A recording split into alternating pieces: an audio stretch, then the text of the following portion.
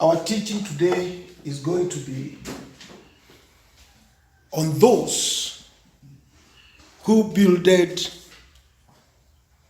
their house on sand. You remember last time we studied about those who are wise, who builded their house on a rock. Our study is going to be based on Matthew chapter 7, 26 to 27, which says, "And everyone that heareth these sayings of mine, and doeth them not, shall be likened,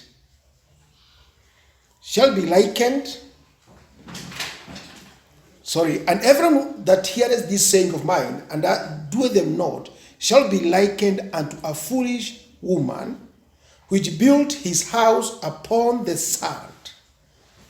27, "And the rain descended, and the floods came, and the winds blew and beat up that house, and it fell. And great was the fall of it." So, those are the people whom we are going to see or to study about. You remember, a wise builder are those who we saw they build upon the rocks. Upon the rock, who is our Lord Jesus Christ. That means they are very cautious. They study the word. We saw many things, and you all know. So, a foolish person is the one who built his house on the sand, on a false foundation,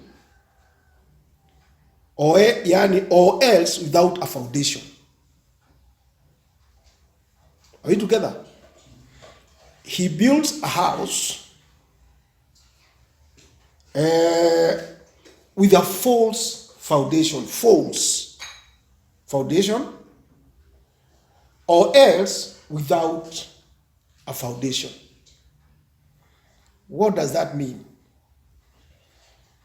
It means in Christianity, you can be a Christian and yet you are not builded on the Lord Jesus Christ.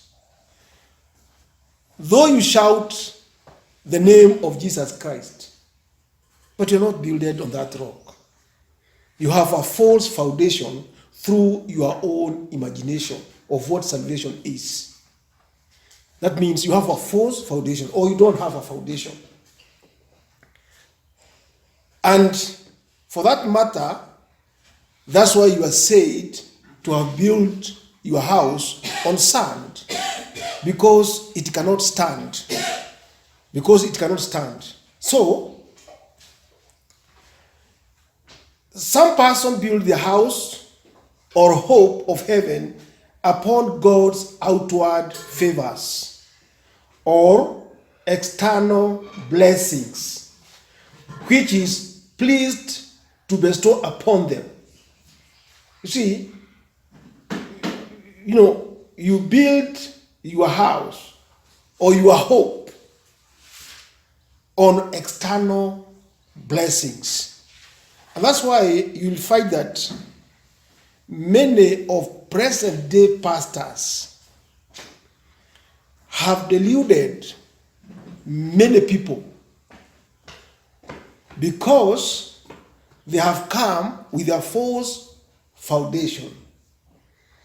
A false foundation is why you build your Christian hope on external blessings. When we say external blessings, are those blessings that we can see with our own eyes. And that's what we call outward prosperity. Unaelewana pale? Outward prosperity. That's why you see many today's preachers, they come with outward blessings, the blessings of this world. So these blessings of this world, they make as if the hope of those who follow Jesus Christ, or the hope of salvation, is how much God is going to bless you when you are on this world. And no matter, that's why you see they have concocted many ways of teaching God's blessing through outward prosperity. If you read Luke 6:49, what does it say? Luke 6:49.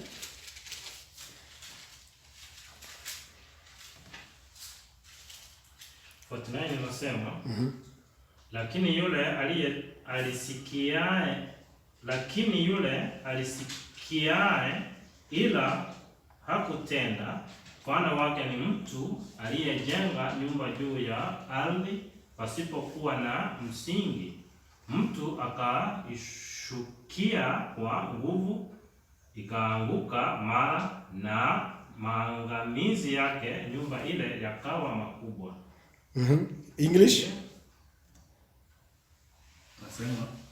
But he that heareth and doeth not is like a man that without a foundation built an house upon the earth, against which the stream did beat vehemently, and immediately it fell, and the ruin of that house was great. Yes, and the ruin of that house was great, as we are going to see. Okay, you have seen that these people, they built on a false foundation, and that's why at the end of time, that house automatically will be crumbled, because these people, they had no proper foundation. I want us to read Matthew 29:10. Matthew 29:10. That is Matthew 3. Yeah, Matthew 3:9. Hebu soma. Inasema, wala msiwaze mioyoni mwenu kwamba tunaye baba ndiye Ibrahimu, kwa maana nawaambia ya kwamba Mungu aweza katika mawe haya kumuinulia Ibrahimu watoto. You see, in that verse, Christ here is showing how people build on sand. These Jews were the children of who?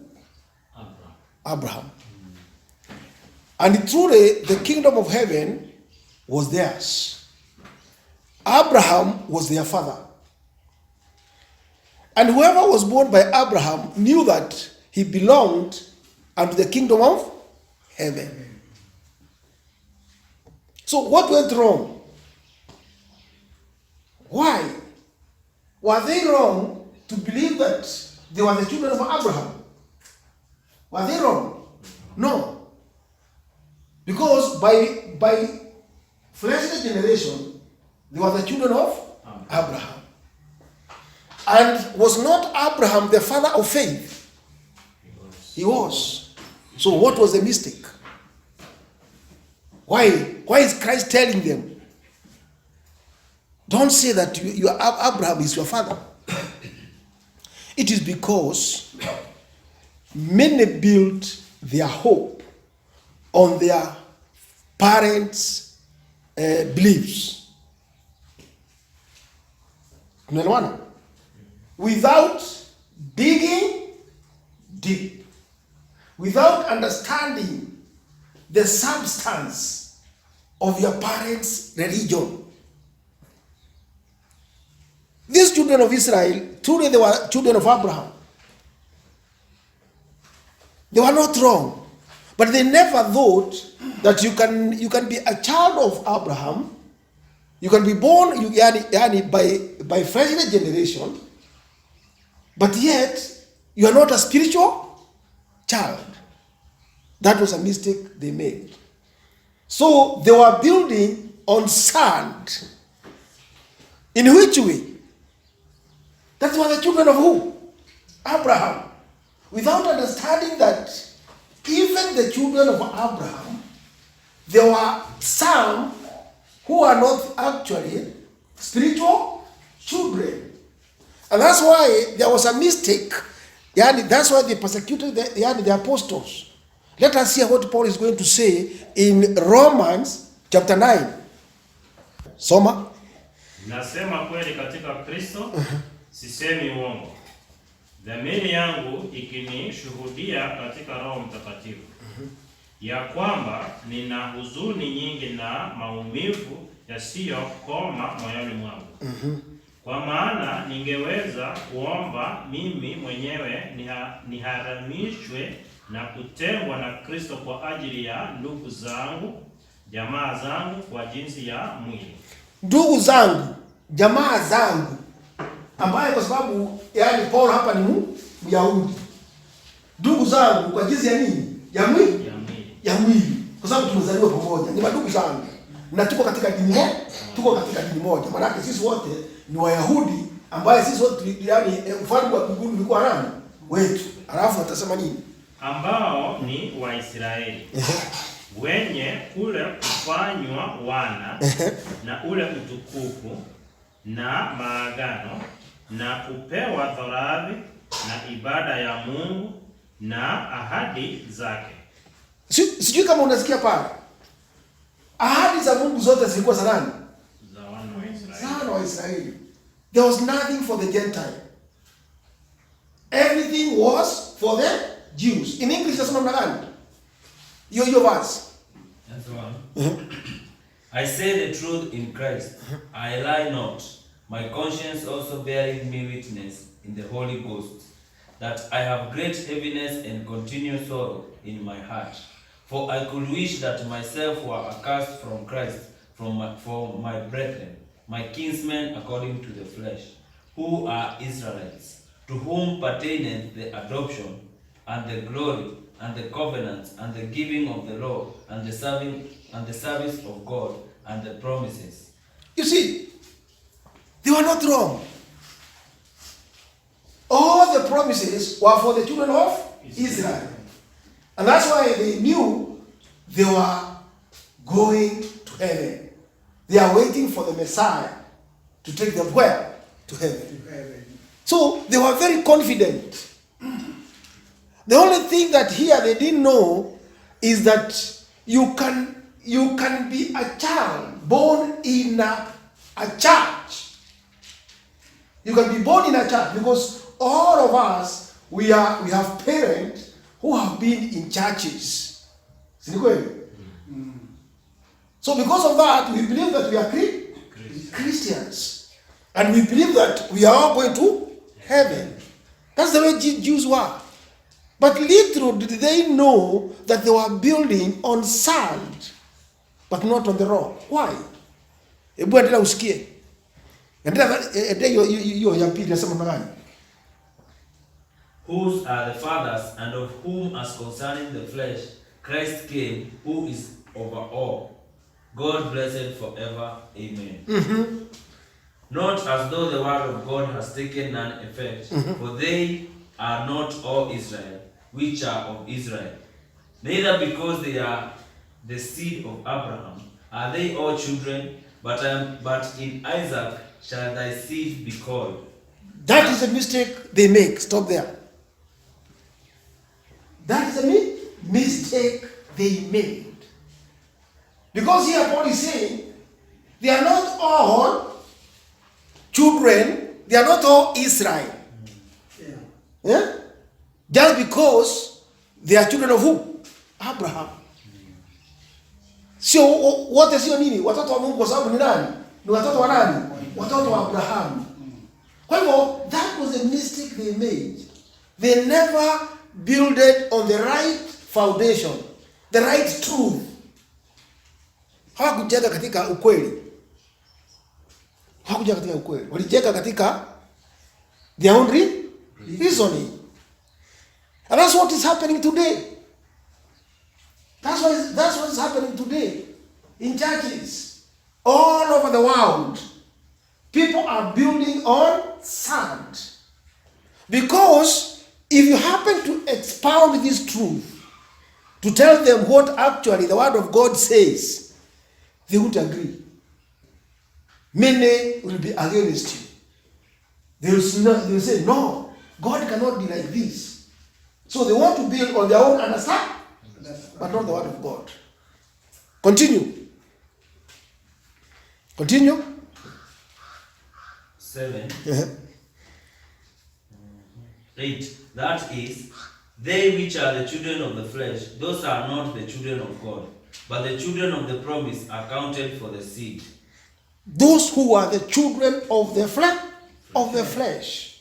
Meaning, there were many who are born through the flesh, through Abraham, through generation of the children of who? Abraham. So they were the children of flesh.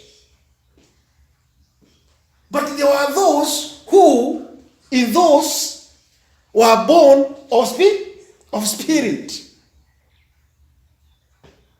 Those are the children of God. But all of them, by flesh, they were born by who? By Abraham. So the same thing is happening today. Not every person who goes to church, not every person who says, Lord, Lord, is a child of God. Only those who are the children of promise. And those children of promise are the only one who will build, who otherwise be builder, because they know the truth. They will know the truth. But the rest, they don't. And you cannot teach them. You cannot teach them. I want us to read Luke 16. Luke 16. 2. Luke 16, 2. Nasema namna gani?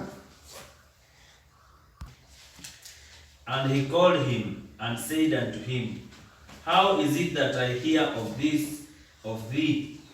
Give an account of thy stewardship, for thou mayest be no longer steward. Yeah. You see, many are in the church. Pastors, referents, but they think they are God's stewards. But they are not. They'll be surprised at the last day, because you have been thinking by your own understanding that you are a God's steward doing the work of who? The work of God. But in actual sense, you are building on sand. Because there are some facts that you hid to yourself. There are some things that you didn't want to understand. And you just kept quiet, thinking that just because people are applauding you to be a pastor, then you think yourself you are a steward. So, some people build their hopes of heaven on morality or principles of common justice and civil honesty. Tuko pamoja? Some people build their hope of heaven on morality. When we say people build their hope on morality, what we mean is this. Why do they build their hope on morality? Morality, what is morality? What is morality? Morality, it is the right, is being civility. Kuwa civility kusema you are somebody who is educated, and anything immoral you cannot agree. We have many religions who thrive on morality, and their moral understanding of some things, they are very high. You go to Islam. Sometimes Islam, when you come to morals, there are things that Christian you can do, but a Muslim cannot do.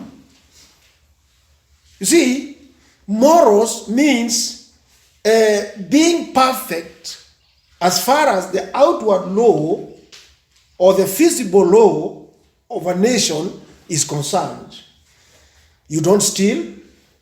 You don't drink beer, or you are not a drunkard. You drink yet, but you're not a drunken man. You behave yourself. That's moral. So there are some, because of good moral, good education, they build their hope of heaven on that. They think that one, in fact, they even say, if they happen to go to any church, they think they are better because there are some people who are worse and they think themselves very good. What was Susan? So they build their hope on their morals. That's their hope. Little do they know they are building their hope on sand. Because there's a very big difference between morality and Christian graces. Morality is good, yes, but it must have grace in it. So you can have good morals without grace. I don't want to go deeper on that point because it needs a lot of time to expound it so that people may understand what is it having a morals without grace, and what's the difference between morality and Christian graces. But with the time, God willing, we shall come to study all these things. There is also other builds on their learning. Other builds on their learning and on learned men like them. You see, they build on their learning, masomo. You know, if somebody is learned in this world and is well respected in a community, that person thinks that things are okay with him.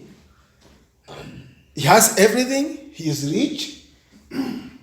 He is going to a church. He is tithing.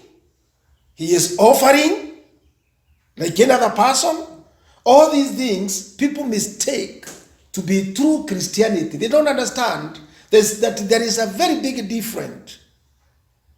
You can be learned and yet heaven you are not building on that rock, which means you have no foundation. You have no foundation. You have no foundation. So, all these things, it is good for us to understand. If you read John 7, 48, 49, nasema namna gani? John 7, 48, 49. Ni nani katika wakuu amwaminie au katika Mafarisayo? Lakini makutano hawa wasioifahamu Torati wamelaaniwa. Hebu soma 49. Ndio nimesoma. Hebu soma in English. Have any of the rulers or of the Pharisees believed on him? But these people who knoweth not the law are cursed. Have any of the rulers believed on him? Who? Jesus Christ.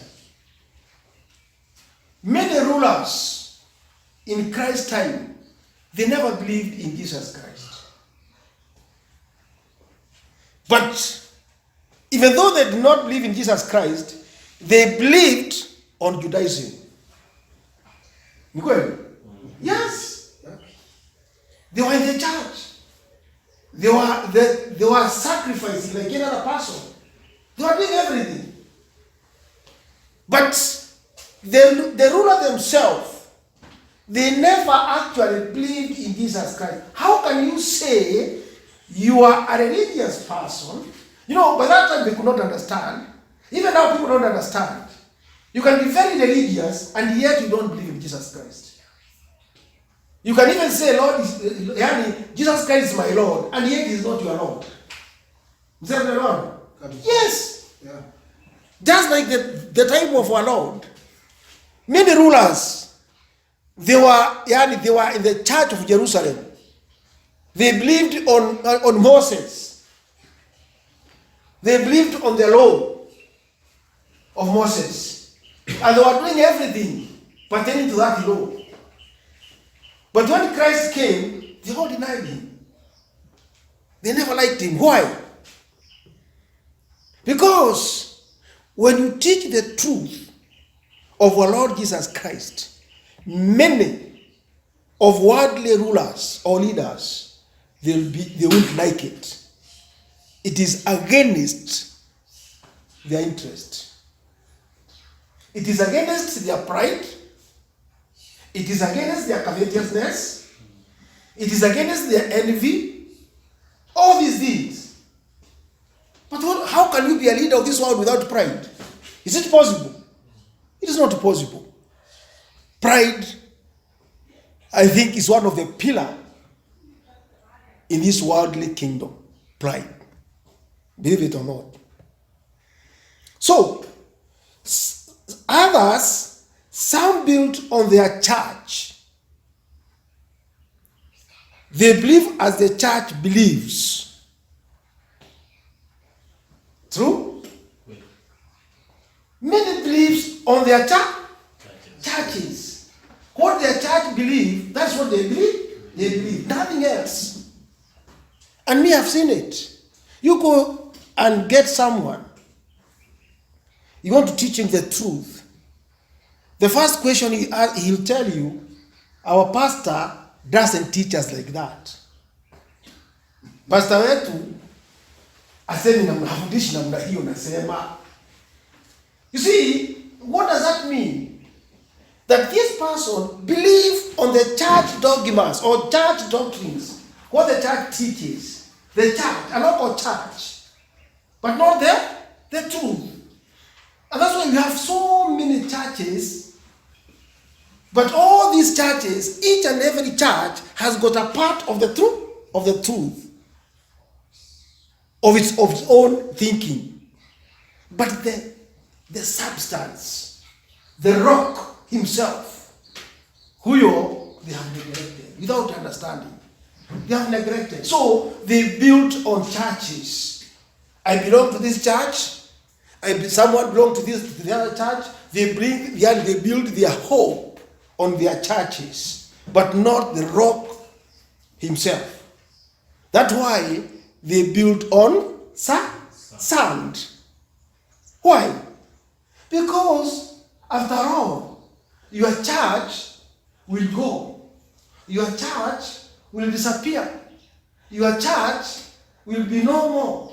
Your church is just a building, a hope of a congregation of my labda. If you didn't have the right doctrine, your church was just the building. Then after the building will go, then everything will crumble. Meaning you are building on the sand. Let us understand these things. So, some built on the church, others built their house or hope of heaven on their own inherent graces, holiness, and righteousness. You see now, they built their hope on what we call self-righteousness. The other part, self. Huh? Not the righteousness of God, self-righteousness. Let us see why the Jews failed. Let us go back to chapter 9. You'll see why they failed. Romans 10:3, not 9. Kwa maana wakiwa hawaijui haki ya Mungu na wakitaka kuidhibitisha haki yao wenyewe, hawakujitia chini ya haki ya Mungu. Wakitaka kuidhibitisha haki yao wenyewe, hawakujitia chini ya haki ya Mungu. Hebu soma na Kiingereza. For they, being ignorant of God's righteousness and going about to establish their own righteousness, have not submitted themselves unto the righteousness of God. That is it. You know, there is a very big problem there that people don't see and you'll never understand. In fact, almost the whole world is in this category. The whole world, if I'm not wrong. Only some few people in this world ambayo wanaelewa the righteousness of God. What is that righteousness of God? A very small percentage. Because the Jews, you see, the problem with the Jews, they had a righteousness, their own righteousness. And that righteousness is that righteousness which is the righteousness of what? People believing that by doing external duty, which other people can see are good in their own eyes, that is the righteousness of God. But that's the righteousness of the law. You go to church, that's okay. Everybody goes to church. You are baptized, everybody is baptized. You partake the Lord's Supper, everybody partake of the Lord's Supper. So you think by doing all this external duty, then you are righteous before God. And that's why the Jews, they could not believe it when Christ told them, you are the children of who? Abraham. You are the children of Abraham, but your father is who? The devil. The devil. They could not believe it. You know, people have never known why Christ was persecuted. Or even the apostles were persecuted. It is because he told them exactly what actually is happening today. Many are in churches. Many don't even understand the difference between self-righteousness and the righteousness of God. The difference. They don't know. Many think that by going to church, that's all. Many believe that because I was baptized as a child, then that's all. But that was a mistake the Jews made. There is that righteousness, which is the righteousness of God. And that righteousness, it is not our own. It is given by God himself. It is given by God himself. It is not a tree which can grow out of our own thinking. It comes from God. And without that, you are building on the sand. Let us understand it that way. Without that righteousness of God, you are building on sand. And that sand will take you nowhere. Because you are not on the right foundation. So some build their hope on their duties. Duties, because they do. They hear sermons, reads words of God, reads God's word, pray often, both in their closet and families, and are very charitable to the poor. This is good, but it is a bad foundation to build our house or hope of heaven upon. Kuna watu, when it comes to giving, they are very good at giving. And no wonder why all these false preachers in this world are very rich. Because there are people who think that by giving in the church, when you give, then you are actually pleasing who? God. And God is going to be happy with you. So they build their hope of heaven on their duties, on their doing. Huh? On their giving. And that's why you see, if you go to many churches, some even don't even go with one bahasha. They even go with 3 gifts at a go. He wants even to multiply giving. thinking that the duty, it is going to help you or to make you closer to God than not giving. That is building on sand. You cannot build the kingdom of God by this external gift. You cannot. Nothing you can give God to attain the kingdom of God. Nini utampatia? Hakuna. Wana wa Israeli walifikiria hivyo. Hebu tuone verse, yani Psalms 50. Psalms 50 tuone. Psalms 50:12. Hebu soma na Kiingereza. If I were hungry, I would not tell thee, for the world is mine and the fullness thereof. Yeah. Kiswahili. Kama ningekuwa na njaa singekuambia, maana ulimwengu ni wangu na navyo viujazavyo. Ni kwa nini aliwaambia hivi? Ni kwa sababu these people thought that God is very happy eating their sacrifice. So they thought that the multiplied sacrifices, kupeleka ng'ombe wakatoe kafara atuenda kutolea Mungu. Wakafikiria wakitoa vile wanatoa ng'ombe nyingi sana, Mungu anafanya nini? Anafurahi. Sasa nataka kuwauliza, he want to ask them, who told you mimi niko na haja nini na nyama? Nani aliwaambia? Ni kama wakati huu watu wanafikiri kutoa pesa, kupeleka pesa makanisa, kupatiwa ati kujengea Mungu na nyumba, hata pesa zingine ni za wizi mnajengea Mungu. Sasa mnafikiri sasa nyinyi Mungu anafurahi, watu wanafikiri Mungu anafurahi sana.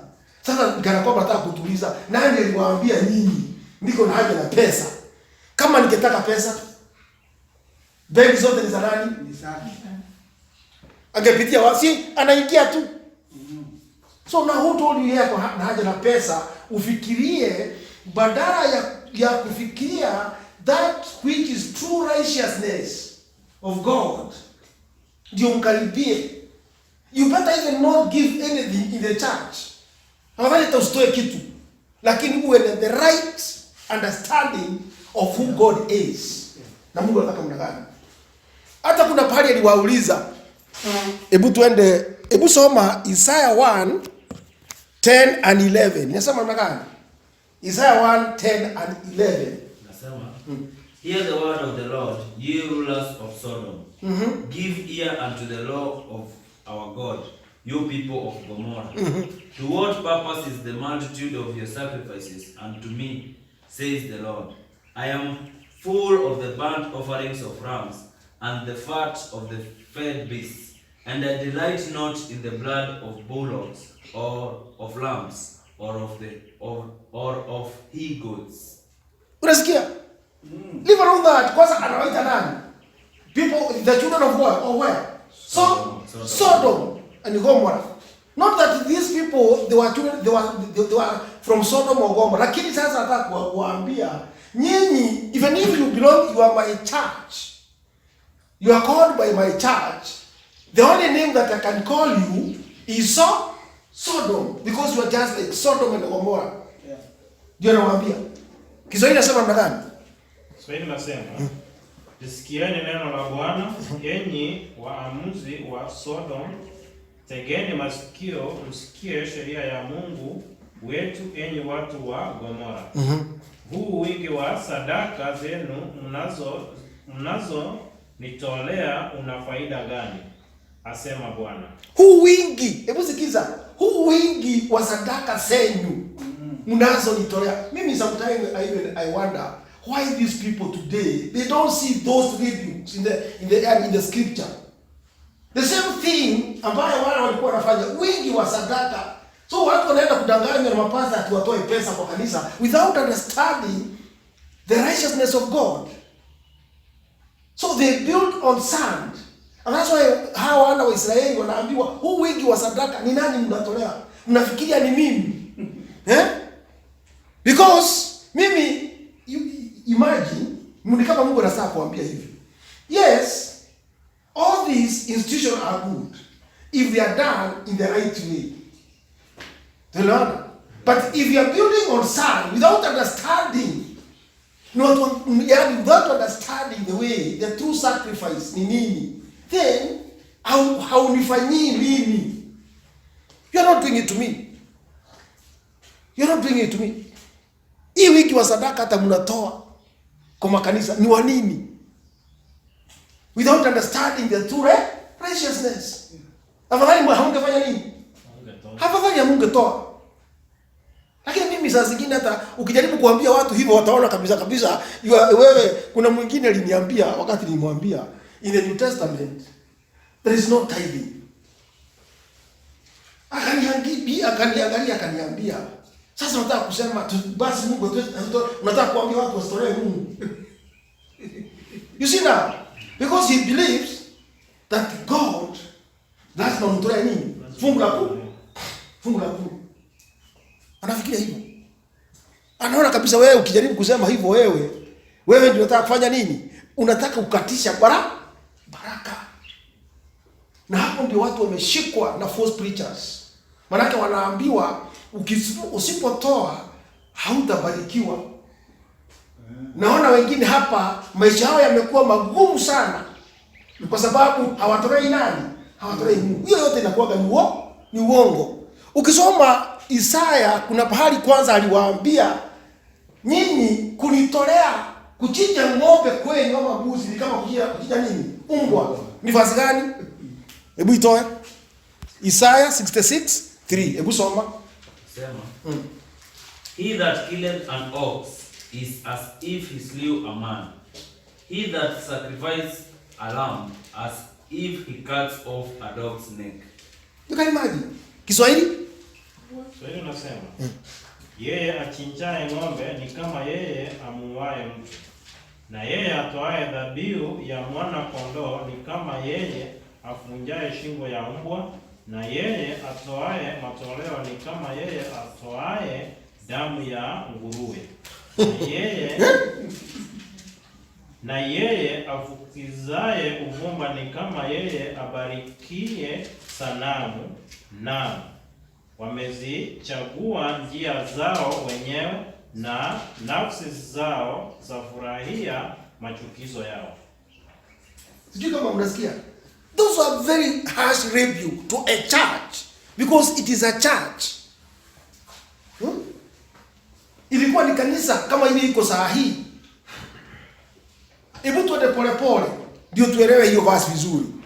Yaani ya kwanza inasema namna gani? Ya kwanza anasema yeye achinjaye ng'ombe ni kama yeye amuuaye mtu. You can imagine. Unapeleka ng'ombe ati unaenda kutolea Mungu kafara.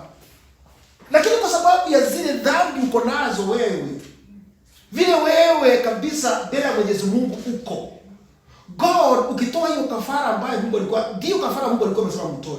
Lakini yeye akikuangalia ndani yako anaona kabisa because you are an abomination mbele yako, ni kana kwamba unaenda kuchinja mtu. Imagine. Ni kusema wewe ndio sadaka yako nyinyi hakuna. Ya pili anasema namna gani? Ya pili anasema na yeye atoaye dhabihu ya mwana kondoo ni kama yeye afunjaye shingo ya mbwa. Hebu imagine. In the sacrifice hakuna vile kitu ambayo ilikuwa haina hooves ingetolewa katika kafara in the temple of God.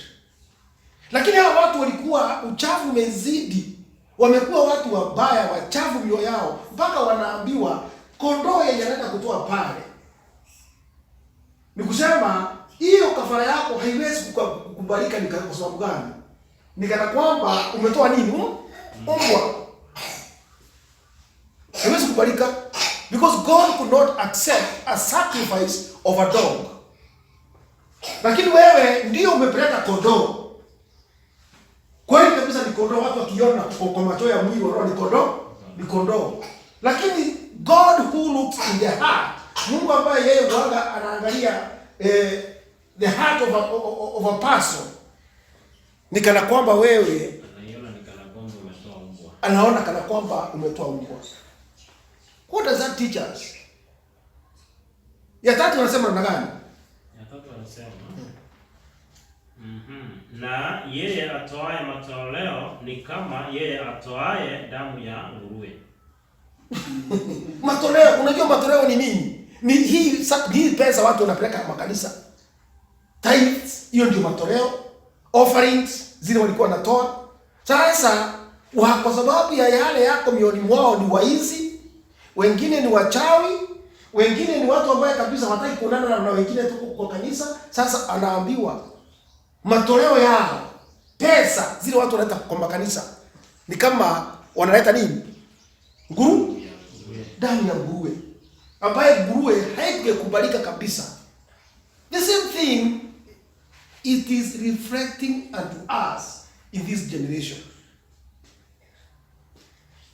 Ukienda in our government institution, ukienda in all what we do during our daily works, katika maisha yetu ya kila siku, wale watu unakutana na wao pale, services lazima utoe kitu kidogo. Yale matusi unakutana naye pale nje, kuanzia juu mpaka chini. Na ukienda Sunday kwa kanisa, hawa watu ndio wanaenda kutoa hizo pesa tena. They are very good at kutoa pesa. Si ni kweli? So nikana kwamba sasa nataka kusema nyinyi don't think that wakati mko nje ya kanisa mnafanya biashara zenu, mnaishi katika maisha yenu ya kila siku, you are corrupt. Hakuna mtu saa hii, every person siku hizi ni mwizi, anataka kuwa mwizi. Ukora ile iko dunia hii, nakwambia. Hata ukutana na mtu akikwambia kitu anataka anaja yake tu ni ya kuibie ama hakudanganya. Hakuna hata mmoja ambaye unaweza kuta ati yeye ako sawa. Hata kuna bahari Mungu aliwaambia, mimi nikiwaangalia kutoka miguu mpaka kichwa, nyinyi ni nini? Nyinyi ni you are sick. Unaona? Kutoka juu kichwa mpaka chini, you are sick. Aliwaambia hivyo. Na hivyo ndio tuko. So these people, the children of Israel, wakati Kristo anakuja, sasa Kristo anawaambia nyinyi, mnasema nyinyi watoto wa nani? Wa Abraham. Hakuna. You are the children of the devil. Kwa sababu gani? Tabia zenu zote zile mlikuwa yaani zile mko nazo, kama hata matoleo yenu ni kama kutoa damu ya nguruwe. Kama mwenye anatoa ng'ombe ni kana kwamba anatoa mtu. Anatoa kafara ya mtu. Mwenye anatoa kondoo ni kana kwamba anatoa mbwa. So nani mzuri? So let us understand this. Hata ukitolea Mungu nini, hata utoe mali yako yote, without the right understanding, without building on the rock, you are building on sand. Yote ni bure. Yote ni bure. Mungu mwenyewe ndiye anasema matoleo yenu ni bure, kafara zenu ni bure. So ni nini sasa unaweza kusema wewe sasa who are you? Kama Mungu ameikataa, wewe ni nani? Nyinyi ni nani? Njoroge. So inafika pahali watu wanajiforce ati wao wanapenda Mungu. Na ndio unaona siku hizi hata ukisikia watu wakiiba, hata unasikia watu wanaiba, unasikia tu ni kujiforce tu. Watu wanajiforce tu hapa. Lakini mioyo iko wapi? Iko mbali sana. Iko mbali sana. Because they are not building on the rock. Let us understand these things in the right perspective. Na hatutafanya nini? Na tumeona walikuwa ni kwa sababu hawakuwa wanajua the right, yani the difference between self-righteousness and that righteousness of God. Wakafika pahali ambaye kwa kweli hawangeelewa haya mambo vile yako. So, hebu soma. Na yeye afukuzaye uvumba ni kama yeye abarikie sanamu. Sikia kama unasikia. Unajua kufukiza uvumba ni nini? Ni maombi. Usina ni maombi. Na maombi hata juzi nilikuwa naambia hata hawa watu ambao unaona wanaenda fasting. Wanaenda fasting ati wanaenda wanakaa pahali wiki moja adini. all what they do, badala ya kupromote the spirit of God, they promote the spirit of devil without understanding. Hakuna jingine mzee. Huwezi kuwa kabisa, you don't have a right understanding of God.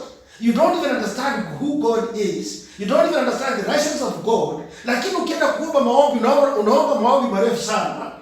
Alafu leo unafikiria sasa yule ambaye anakubariki saa hiyo ni nani? Ni Mungu. Hakuna. Ni shetani. Unapigwa na jambo.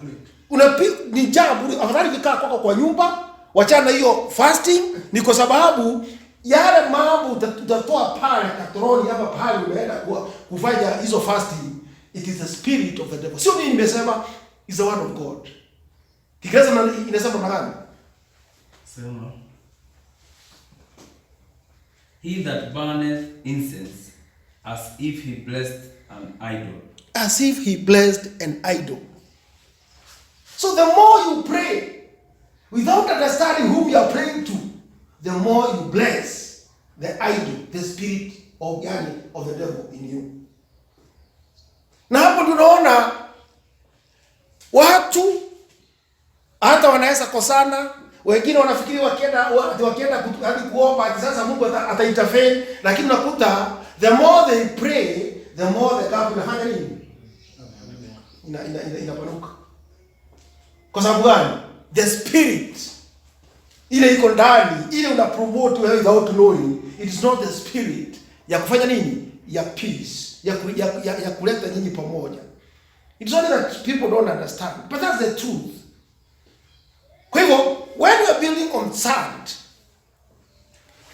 and not upon the rock, your prayer, don't think it is going to change. Sijui kama tunaona pale Njoro. You are not building on the rock, but you expect your prayer is going to be of the rock. Is it possible? So the foundation ndio itafanya nini? Ndio itafungua the prayer ziambatane na the rock, the foundation, who is our Lord Jesus Christ.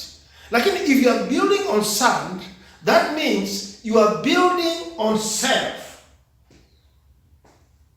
Ukienda katika philosophy ama uenda katika divine science, unakuta tunaambiwa namna gani? Nikawaambia when man created creatures and creature decide to stand on its own, that's where the evil started. God has created you as a creature. You have yourself. You can act by your own self because you are a creature, complete creature, independent of God. But instead of being nothing and allow God to rule in you, you become something and you suppress God in you. So automatically you become a child of devil, because that's what the devil did. Hivyo ndivyo alifanya. Hata utakuwa hivyo tu. Hakuna shortcut. Sawa. So lazima tuelewe haya mambo vile yako, kwa sababu ni mambo ambaye yamesukuma watu wengi mpaka hata hawaelewi where they are, and they build on sand hoping that there's something better which is going to come. So we have seen all those things, how these people build. Some build their hope on their duties. Tumeona all these things. But true believers lays a better foundation. He builds on a rock. His wisdom appears in that he built on that foundation which God has laid in Zion. That is Isaiah 27:16. Hebu soma Isaiah 27:16. Isaiah 27:16. 16. Iko na ngapi? 13. 27. I don't know. Nimesema 27? 16. 28:16. Hebu soma. Therefore, thus says the Lord God, behold, I lay in Zion for foundation a stone, a tried stone, a precious cornerstone, a sure foundation. He that believeth shall not make haste. He that believeth shall not make Haste. That is, God has laid a stone in Zion. So those are the one who builds on rock. They shall not haste, because they have built on the right foundation. That such who hear Christ's sayings and do them not are foolish builders. So the time will come to try their house or hope. And the fall of all such builders will be great and dreadful. A time will come. So, let us see. These people who build on sand, there is a time which comes that they cannot stand. They cannot stand. And this is temptations. When temptations come, if you are built on sand, you cannot stand. One, where do the temptation come from? Temptation can come, one, from God himself. Two, temptation can come from Satan. 4 or 3, temptation can also come from death, from the world. And also death. And 5, judgment. All these are temptation. So, how does God test a Christian? To know whether he builds on sand or a rock. How? Let us see an example with Abraham. God tempted Abraham. He tried him. He tried his faith. He tried his love and tried his sincerity. And what do we see with Abraham? What do we see? Did Abraham fail? No. Abraham, unajua alijaribiwa na nani? Na Mungu akamtoa nani? Mtoto wake Isaac. What kept Abraham moving? Nini hii ambaye ilifanya Abraham afike hapo? Sometimes people just read the history. Na nasema kabisa Abraham aliambiwa atoe mtoto wake Isaac. Na akaenda akamtoa. Lakini they reach there. But they don't want to understand that it was a trial of a person who builds on rock. Kwa sababu wakati Abraham alikuwa anaenda kumtoa mtoto Isaac, there were many questions ambaye zilikuwa zinamkujia Abraham. Kama kweli nitamchinja huyu mtoto, am I not going to be a murderer?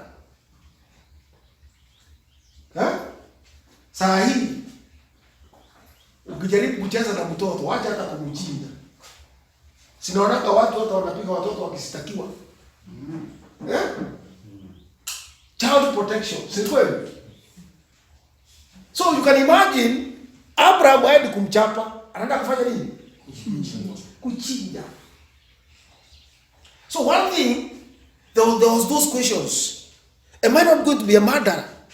Watu watasema namna gani? That.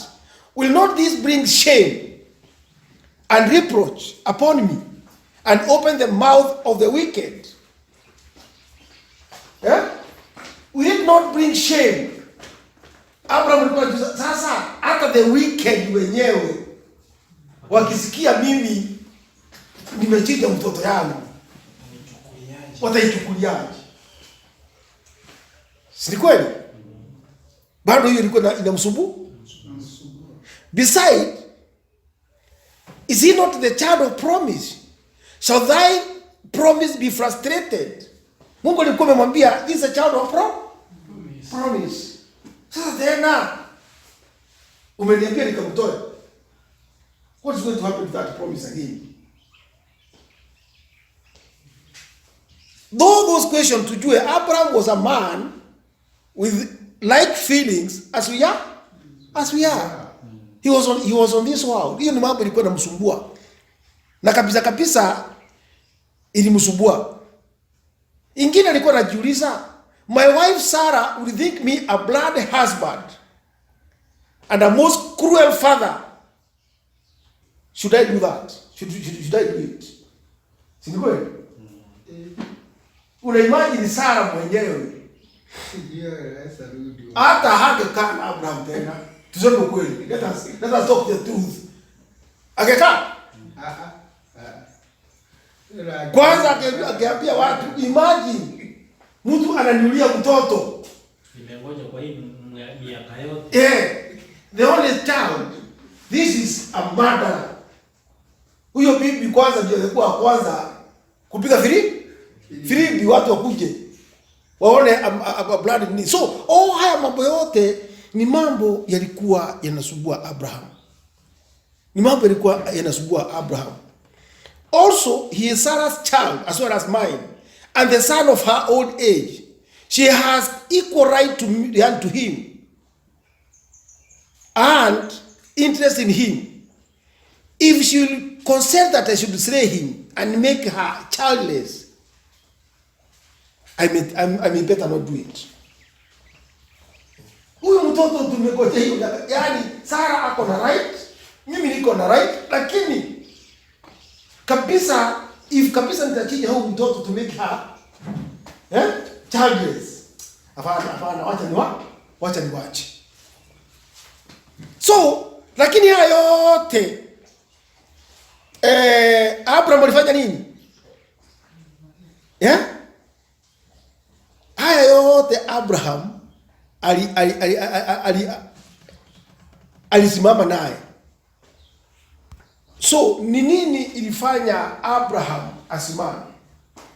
It is one thing, it is because he believed on truly, yet he had the right belief on God. The right belief. Ama waya tuseme the right faith. Kusema right faith ni kumaanisha he knew that yule ambaye amemuita na ambaye amemwambia anatoe kafara sio mwingine, ni nani? Ni Mungu. Haya maswali yote, hata wakati anajiuliza yote, lakini anasema wewe kama kabisa you have promised that huyu mtoto ndio atakuwa the child of promise. You have even power. Nikimchinja baraka wewe ndio umeniambia kufanya nini? Kumfufua. Na mimi niko na hakika you are not going to let me down. Amen. Abraham alikuwa na hakika that yule ambaye amemwambia akatoe kafara ni nani? Ni Mungu. Na alijua kabisa hata hiyo kafara haitakuwa murder. It is not going to be murder. Manaka, it is directed by who? By God himself? By God himself. So alisimama ni kwa sababu alikuwa amejengwa juu ya nini? Ya mwamba, ya ukweli. Meaning God, the sound ambayo alikuwa anasikia, sauti ya Mungu, he could not confuse. Na ndio unaona hata wakati anaenda haya yote anakuja, lakini anasema Mungu umesema. Lakini wakati unakuta sisi tumejenga katika the sand, wakati people build on sand, hata kuistahimili ka kitu kadogo namna hii is a problem. Wakati upepo kidogo inakuja, nini na happen? Nini kusema upepo kidogo ni majaribu kidogo tu, ikikujia mtu wa mwili, mtu ambaye amejenga katika sand, unakuta nasema hai hapa hata kana kwamba Mungu nimekungojea sana, lakini hapo naona sitasubiri. Hapa sitasubiri. That's what we do. Si hivyo ndio mwanga tunafanya? Yes. That's what we do. We don't believe and trust God that yeye anasema nitasimama na wewe. I am your power. I am your arm. I'm going to help you. I'm going to push you. Hata yote unaona kukaribia kabisa hata kudhuru. Na kuna wakati Paulo alikuwa anatoka Israel, Jerusalem, akienda Rome, wakati alikuwa amebebwa akastakiwa. Wakati the ship ilitaka kuzama, lakini Paulo akasema hamtazama. Wakati walitoka pale wakiwa wanaota moto, a very poisonous snake ikamuuma nani? Paulo alifanya tu namna hii. Paka watu wakashangaa. They could not believe it. Walijua this man is dead. Huyu mtu atafanya nini? Atakufa kwa sababu ameumwa na nyoka, very poisonous. Lakini Paul survived. Hata hakuenda pahali. He made the ship, wale walikuwa ndani ya ship akamwambia you are going to survive. Wote wakasurvive, na hata yeye wakati aliumwa na nyoka, ndio Mungu alitaka kuwafundisha huyu ambaye mko na yeye. Hakuna nyoka inaweza fanya nini? Kumdhuru. That means Satan, he is offered the power of Satan. Satan anataka kumaliza, lakini hata wewe na ndio akaenda nyoka yume nani wakiona, lakini hawafanya kitu. Unaona? So Mungu wanga anataka kutufundisha mambo magumu sana ama ya juu sana, ndio tujue those who are built on rock wako namna gani, ni watu wa aina gani. Nini? Wakati anataka kukujaribu, si ati Mungu anajaribu wewe kwa sababu anataka sasa wewe uumie. You know, people don't understand why God tries his people. He tried Abraham because God wanted people to see that gift of faith in a person, how it works. How it works. Ndio watu wasi wakiuliza na hii faith, hii tunaambiwa gift of faith inakaa namna gani? Ambaye watu tunaambiwa ati God can give this gift of faith na Mungu ndiye anapatiana, inakaa namna gani? Practically tunaonyeshwa na Abraham. That's why God wanted to reveal to us what that faith of Abraham was. Ambaye yeye mwenyewe ndio alifanya nini? Alikuwa ameiweka. Na that's why Abraham akijaribu kurudi nyuma anaona hapana, huyu ni nani? Ni Mungu. Akaendelea. So he brings some men into a state of poverty to try them. Mungu, he can bring you to a state of poverty to try you. So he takes away all their substance to see whether they can trust him and depend upon him at such a time. Sometimes mimi wanga naambia Mungu wewe, kana niko nao kadogo usifanye nini? Usininyang'anye. Kwa sababu anaweza fanya nini? Kukunyang'anya. Hata kana kadogo uko nako akunyang'anye. Ndio aone wewe vile utabehave. It's no wonder. That's why tunaona mtu kama Job alifanya namna gani? Alinyang'anywa kila kitu. Paka Job, paka bibi yake akasema namna gani? Mlaani. Kwa sababu bibi yake alikuwa by faith, bibi yake alikuwa chini sana. Huyu Mungu ambaye unasema, unajua ndio tumesema pale, hakuna vile Sara angejua Abraham aenda kutoa mtoto na wao pamoja. Na ndio unaona Abraham hakufanya nini? Hakumwelezea.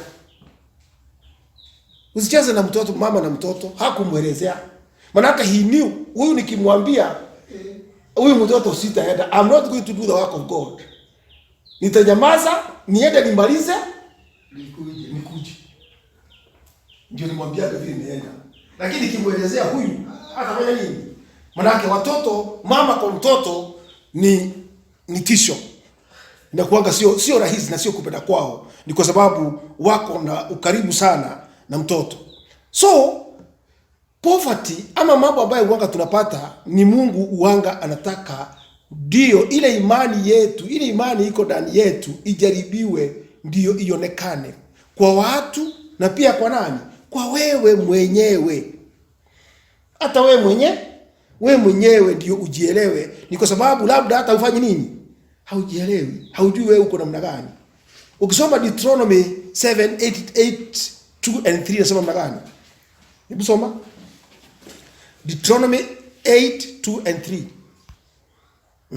Nao utaikumbuka njia ile yote Bwana Mungu wako aliyokuongoza miaka hii 40 katika jangwa, ili akutweze kukujaribu kuyajua yaliyo moyoni mwako, kwamba utashika amri zake au sivyo. Akakutweza, akakuacha uone njaa, akakulisha kwa maana usioijua wewe wala baba zako hawakuijua, upate kukujulisha ya kuwa mwanadamu haishi kwa mkate tu, bali huishi kwa kila litokalo katika kinywa cha Bwana. Kila neno litokalo katika kinywa cha nani? Cha Bwana. That means wana wa Israeli, they were called from Egypt. Mungu akawapitishia a very long way to Canaan. Pale anasema hiyo yote Mungu alifanya ndio awajaribu na ndio wajue kile kitu kiko wapi, kiko ndani mwao, wajijue wenyewe.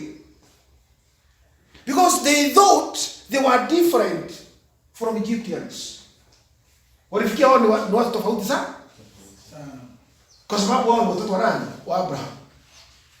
Lakini wao wakati walipitishwa huko kote, walifika pahali Mungu akawapatia mpaka maana ambayo inatoka wapi? Mbinguni, ambaye hawakuwa wameiona kwa macho yao. Si ni kweli? Lakini tunaona after some time hata hiyo maana walisahau. Wakaanza kusema namna gani? Hata wadai mahali walikuwa. Hawataka hata Misri. Walikuwa nyama. Wao walipitishwa the Red Sea na ikapasuka. Na wakaona kabisa wakapita. Na wakaona wale wengine wameangamia in the Red Sea.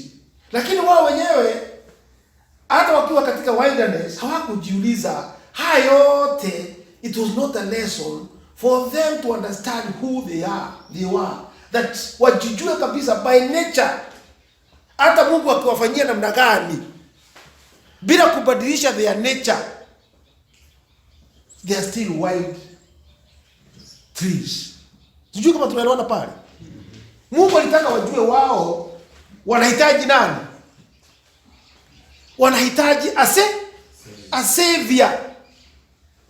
Alitaka wajue kabisa wao sio wazuri. Alitaka kuonesha nitawapatia maana kutoka mbinguni, niwapatie kila kitu, muone na macho yenu, na ndio nione kana kwamba mtafanya nini? Mtanijua ama mtaniabudu. Lakini yoyote walianza kusema afadhali tukenda wapi? Kwanza wakati walitisha nyama waliletewa. Yes. Mungu alimeletea mpaka nyama zikajaa, wanakula mpaka wafanya nini? Walikufa ngapi? Wakati walikula nyama. About 3,000. Manake hizo nyama walitisha waliambia basi mnataka nyama basi kuleni. Si mnataka nyama? Ni watu wangapi saa hii? Wakati Mungu anataka kuwapatia the word of God, the true way of salvation, that true life in you, from the inside to outward, watu bado wanatamani nyama za Egypt. Afadhali umpatie nyama za Egypt. That means these worldly riches, lakini sio nini? Sio neno. Wachana na neno. Lakini Mungu pale anasema namna gani? Niliwajaribu ndio mjue man cannot live on bread only, but from every word that cometh from who? From God. Na ndio hapo Yesu Kristo wakati anakuja hapa duniani, tunaona akienda katika from the wilderness, tunaona wakati alibatizwa, safari moja akaenda wapi? In the wilderness. Akaenda kujaribiwa. People have never known that the same word ndio inafanyika. Satan knew. Christ anapelekwa in the wilderness ndio ahange huu mwili. Sijui kama tunaona pale. Ndio huu mwili yani hangari ingie katika huu mwili. Manake Satan knew that he defeated Adam by hungering. Huu mwili ukahanga mpaka tamaa za mwili zikakuwa nyingi sana mpaka Adam akatoka from heavenly side akarudi pande ya mwili. He hungered after the flesh. Christ is coming to reverse the process. And Satan knew. Ndio roho Satan anaenda pale, anajaribu kumjali Yesu Kristo njia ya kufanya Christ. Kitu ya kwanza, Christ akose chakula. Satan anajua binadamu akikosa chakula, tumbo peke yake. Wacha mambo mengi, mzee. Tumbo peke yake inaweza kufanya mtu afanye nini? Awache mambo mengine yote, ashughulikie nini? Tumbo. Hata ukimuuliza kwa nini hukuja kanisa? Sasa nani? Ningekuja tumbo haina kitu. Nijaribu kuamuka nikashindwa. Nijaribu hata you see now he wants sympathy kwa sababu alikuwa nini? Alikuwa na njaa. And Satan knows. So Christ wakati anaenda pale anaenda kujaribiwa, manaka Satan anajua binadamu ambaye ako na tumbo hii inayoko githeri akipata njaa kwisha.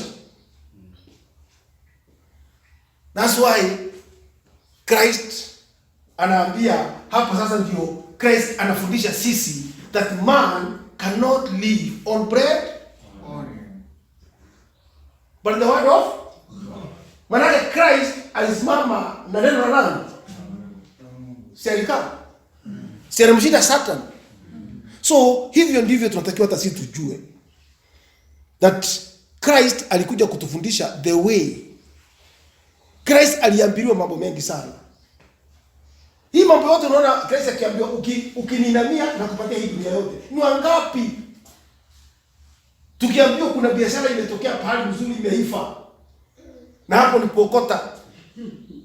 Tunaweza hata hiyo kanisa mtu anajipatia shughuli. Anasema, unajua hiyo niliona, kwa sababu imeanguka hiyo, wacha nifanye nini? Maana hata nimekaa kwanza anaanza kusema huyo Mungu ndio amefungua nini? Hiyo njia. That's how we do it. Tunasema hata Mungu ndio amefanya nini? Ameifungua. Hiyo kamoja imetokea ndio nifanye nini? Nisaidike.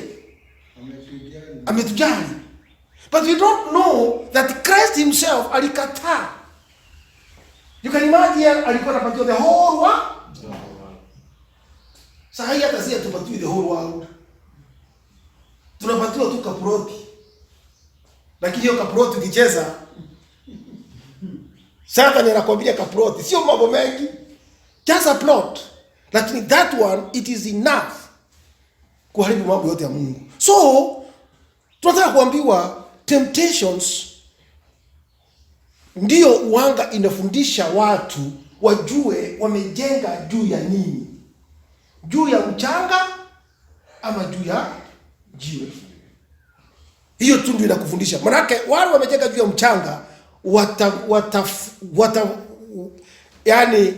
watafuata shetani haraka sana. Manake Satan is a wise master when it comes to this worldly kingdom. So Many persons literally think what the end and the sign of the Lord is in giving them riches of this world. They see not it as a trial of their love to him.